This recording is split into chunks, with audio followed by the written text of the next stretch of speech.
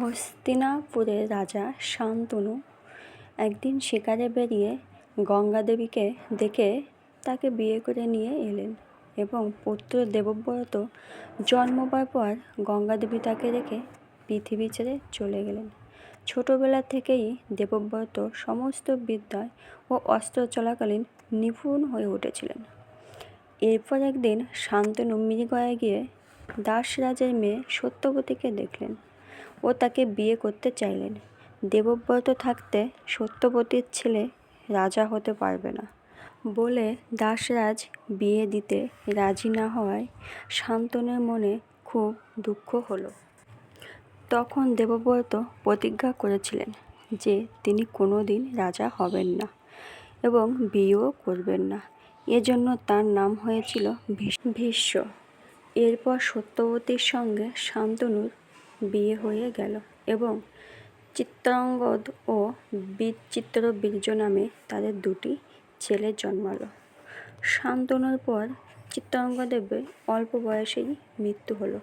বিচিত্রবীর্য রাজা হলেন এবং তারপর তার বড় ছেলে ধৃতরাষ্ট্র জন্ম অন্ধ হবার জন্য তার ছোট ছেলে পাণ্ডু রাজা হলেন। ধৃতরাষ্ট্রের স্ত্রী গান্ধারী এদের দুর্যোধন, দুঃশাসন প্রভৃতি নামে শত পুত্র এবং দুঃশালা নামে একটি রাজকন্যা ছিল। এদের বলা হতো কৌরব। পাণ্ডুর দুই স্ত্রী কুন্তী ও মাদ্রী। এদের যুধিষ্ঠির, ভীম, অর্জুন, নকুল ও সহদেব নামে 5টি ছেলে ছিল। এদের বলা হতো পাণ্ডব। পাণ্ডুর অকালে মৃত্যু হলে মাদ্রী সমমরণে গেলেন এবং ভীম নাবালক রাজপুত্রদের হয়ে রাজ্য চালাতে লাগলেন। সে যুগে শ্রেষ্ঠ অস্ত্রগুরু দ্রোণ রাজপুত্রদের অস্ত্র শিক্ষা দিতে লাগলেন। একদিন রাজপুত্রদের পরীক্ষা করতে দ্রোণ একটি কাঠের পাখির চোখ বিদ্ধ করতে বললেন এবং অর্জুন ছাড়া আর কেউই তা পারল না। এরপর শিক্ষা শেষ হলে দ্রোণ সকলের সামনে রাজপুত্রদের যুদ্ধবিদ্যার কৌশল দেখাবার ব্যবস্থা করলেন। সেখানে ভীম গদা যুদ্ধে আর অর্জুন তীর ধনুকের খেলায় সর্বশ্রেষ্ঠ হলেন। এরপর থেকে দুর্যোধনের মনে পাণ্ডবদের উপর খুবই হিংসা জন্মালো।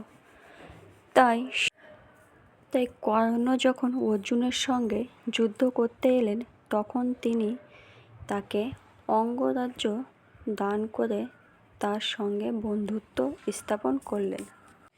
দুর্যোধন মামা শকুনির পরামর্শে বায়নাবতে গালা, চর্বি, ধুনো দিয়ে একটা বাড়ি তৈরি করে পাণ্ডবদের পুড়িয়ে মারার জন্য সেখানে পাঠালেন। কিন্তু পাণ্ডবরা আগে থেকেই সে কথা জানতে পেরে নিজেরাই সেই বাড়িতে আগুন লাগিয়ে বনে চলে যায় এবং ঘুরতে ঘুরতে একদিন ছদ্মবেশে পাঞ্চাল দেশে পৌঁছে গেলেন। সেখানে তখন দ্রৌপদীর স্বয়ংবর সভা অনুষ্ঠিত হচ্ছিল। নিচে জলপাত্রের ছায়ার মধ্যে উপরের চক্রের মধ্যে রাখা একটি মাছকে লক্ষ্যভেদ করে শত শত রাজপুত্রকে হারিয়ে অর্জুন দ্রৌপদীকে বিয়ে করলেন। মায়ের অজান্তে তার কথা মতো দ্রৌপদীকে 5 ভাইকেই বিয়ে করতে হয়েছিল। এরপর 12 বছরের জন্য অর্জুন তীর্থযাত্রায় গেলেন। সে সময় মণিপুরে এসে রাজকন্যা চিত্রাঙ্গদাকে এবং পরে প্রভাস তীর্থে শ্রীকৃষ্ণের সাথে মিলে দ্বারকায় এসে তার বোন সুভদ্রাকে বিয়ে করলেন।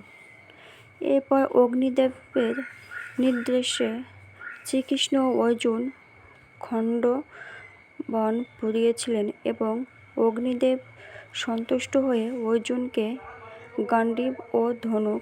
সুন্দর সুন্দর গল্প শুনতে হলে অবশ্যই আমার ভিডিওটা সম্পূর্ণ দেখুন।